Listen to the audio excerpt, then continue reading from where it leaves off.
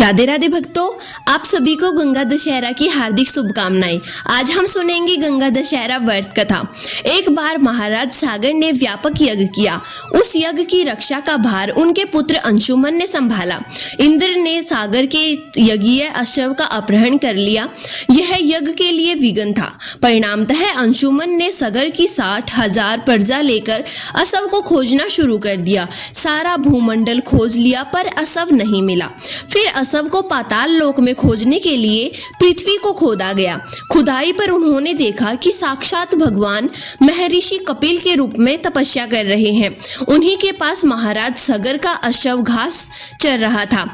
प्रजा उन्हें देखकर चोर चोर चिल्लाने लगी। महर्षि कपिल की समाधि टूट गई। ज्यों ही महर्षि ने अपने आग्नेय नेत्र खोले त्यों ही सारी प्रजा भस्म हो गई। इन मृत लोगों का उद्धार के लिए ही महाराज दिलीप के पुत्र भागीरथ ने कठोर तप किया था।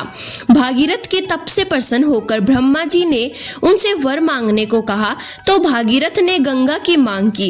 इस पर ब्रह्मा ने कहा, राजन, तुम गंगा का पृथ्वी पर अवतरण तो चाहते हो, परंतु क्या तुमने पृथ्वी से पूछा है कि वह गंगा के भार तथा वेग को संभाल पाएगी?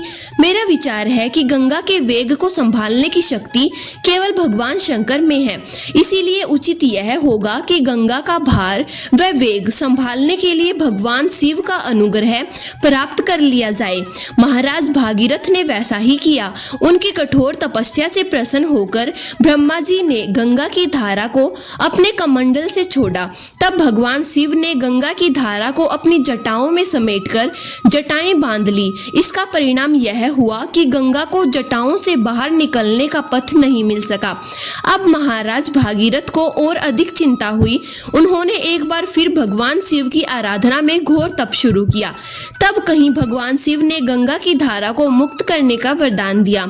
इस पर शिव जी की जटाओं से छूटकर गंगा जी हिमालय की घाटियों में निनाद करके मैदान की ओर मुड़ी।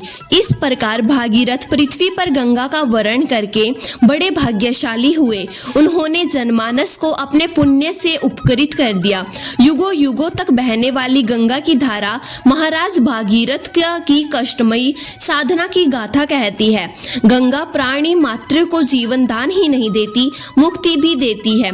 इसी कारण भारत तथा विदेशों तक में गंगा की महिमा गाई जाती है। तो भक्तों, बोलिए गंगा मैया की जय।